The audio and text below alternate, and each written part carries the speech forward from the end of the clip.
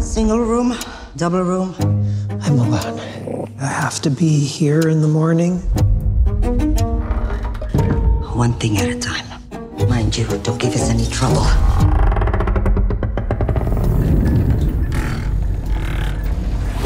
Mr. K is such an unconventional, such an untraditional film compared to most of the stuff that we get in cinemas these days, of course. We haven't been outside for years.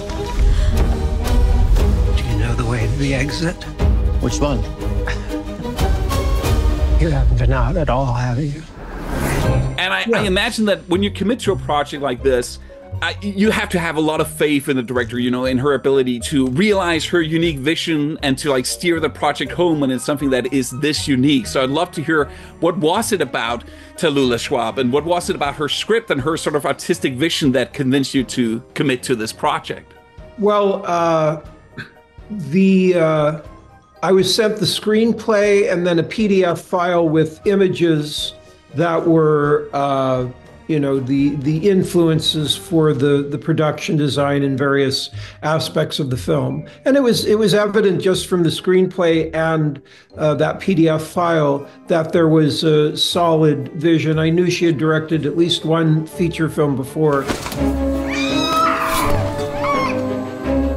And then we had, you know, more than an hour and a half Zoom conversation about the screenplay and various films and just talked. And it was evident that she knew what she was doing and what she wanted.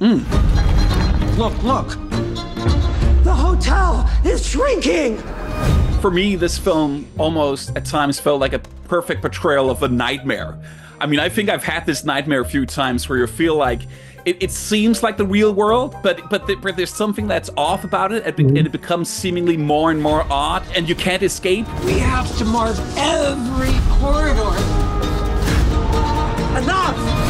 But then also at the same time, your sense of reality, your grasp of reality slips further and further away, almost like you're being absorbed into this nightmarish world, and you start to feel like you actually belong there. I mean, I felt I've had this nightmare a few times, so that really affected me while I was also watching it. And I couldn't help but wonder, like, what sort of dreams and nightmares does Crispin Glover have? And also, when you're immersed on a film project like this for months, do the movies seep into your nightmares and dreams as well?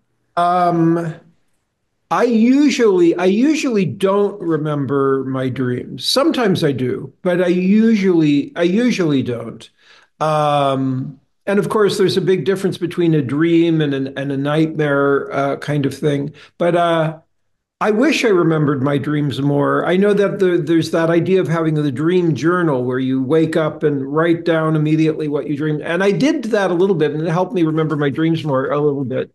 I enjoy having dreams, but I rarely remember them. Films, usually when I'm working on a film, it's particularly like this film, I was in virtually every scene of the film. So the schedule was packed. You get tired, so you sleep and then get back to work. I'm sure I did not remember any dreams during the making of this film. But no, usually the films do not infiltrate into my personal life. What?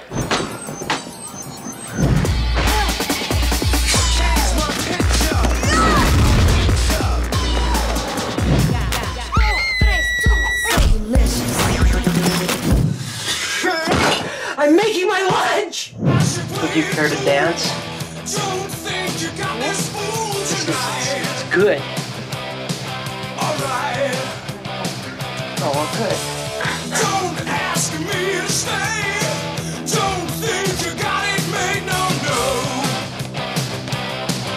And also, I'd love to hear, because I think, aside from your performance, my favorite aspects about this particular film is the beautiful set design, how alive it is, and how there's an evolution to it throughout the film. And then also the sound design is amazing and deliciously nightmarish as well, especially those scenes with the orchestra, just, you know, it penetrated my soul, you know.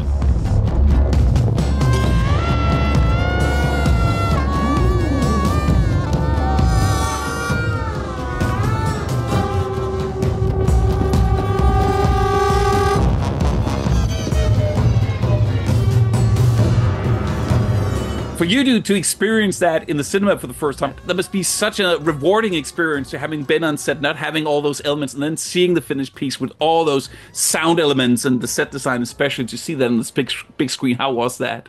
Yeah, usually these days, I sort of have developed a rule that I usually only see a film or production, whatever it is, if there's some kind of premiere that I'm invited to, and it's on a big screen and an audience, and then I'll go see it. If that doesn't happen, I've gotten to the point where I usually don't watch the film. I've enjoyed making the film, and I don't know, the concept of sitting alone at home watching a movie on a computer is not that fun. However, with Mr. K, I did watch it on the computer first. And then I went and saw it when it premiered in Toronto.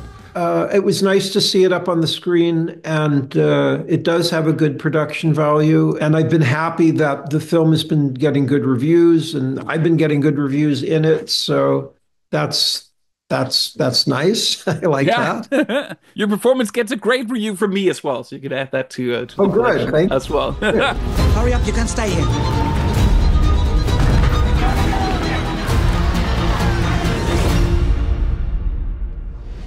You are that nice young man who was looking for the reception.